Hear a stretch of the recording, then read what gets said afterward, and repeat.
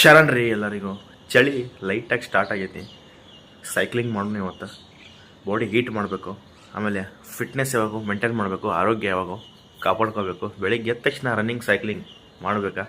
ಬನ್ನಿ ಮಾಡೋಣ.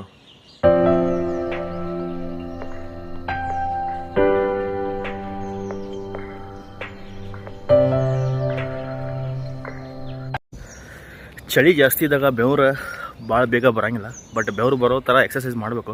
ಆಮೇಲೆ ನಿಮ್ಮ ಹೈಟ್ ಜಾಸ್ತಿ ಇತ್ತಂದ್ರೆ ಯಾವಾಗೂ ಹಿಂಗೆ ಬಗ್ಗೆ ನಡೀತಾರೆ ಎಲ್ಲರೂ. ಹೈಟ್ ಜಾಸ್ತಿ ಇದ್ದವ್ರು ಅವ್ರು ಡೈಲಿ ಸ್ವಲ್ಪ ಹಿಂಗೆ ರಿವರ್ಸ್ ವಾಕಿಂಗ್ ಮಾಡಿದ್ರೆ, ಓಡಿದ್ರೆ ನಿಮ್ಮದು ಬ್ಯಾಕ್ ಬೋನ್ ಸ್ಟ್ರೇಟ್ ಆಗುತ್ತೆ.